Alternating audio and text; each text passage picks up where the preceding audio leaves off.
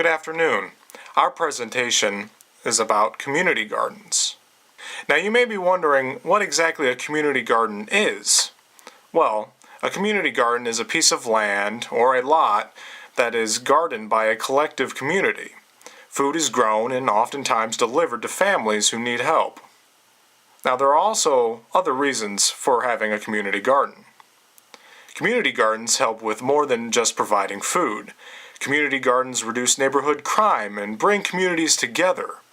There are different reasons to use community gardens, such as youth programs, job training, communal gardens, food pantries, and even therapy gardens, just to name a few.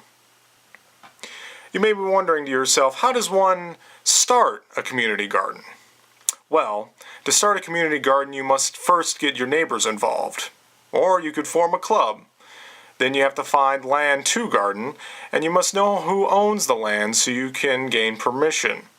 In addition, find out if there is water, if it is city or well, get the soil tested, and then plan the garden out. Now, of course, there are many challenges to doing this. First, you'd have to get permission. There are also the risks of theft and vandalism. You also have to think about having proper irrigation and sometimes deal with lack of gardening skills. There are also other benefits to having a community garden. There are of course plots for planting, a watering system such as irrigation, storage shed for tools and supplies, somewhere for gardeners to sit and rest, a sign saying the name of the garden, a fence to keep people out other than gardeners, and a compost area. Some community groups plant fruit trees, install water fountains, landscape around the perimeter. They install playgrounds for children, and even bulletin boards and meeting areas. Now, you may be wondering to yourself how one would actually acquire the resources to create a community garden. These resources stem from money and materials. Well, money can be raised through fundraisers such as car washes, bake sales, and Joanna fish fry, to name a few. Gathering the materials can be done through donations.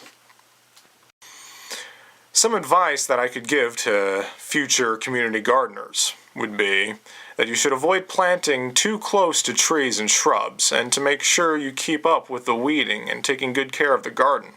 In addition, make sure you know what vegetables to plant at different times of the year. Not all vegetables grow at the same time of year. For example, the best time to plant snap beans is from April 10th to June 30th, where carrots is from March 10th to April 20th. Each vegetable has its own different plant date for the best results. There are also other benefits to having a community garden. They can help neighbors by offering recreational facilities, development a feeling of community, and improving both the environmental quality and the general quality of life in the neighborhood. In addition, the community garden helps teach individuals how to garden. It helps give back to the community by giving food to people in need, and in many instances they are helping their family eat healthier. Unfortunately, there are also negative impacts associated with having a community garden. In some areas, there could be loitering or other unwanted social behavior. If gardens are not maintained, they could cause an eyesore. So it is important to maintain the visual aesthetics of your garden. This concludes our presentation about community gardens. Below this video you should see an exam/quiz that you can take. Thank you for watching our presentation.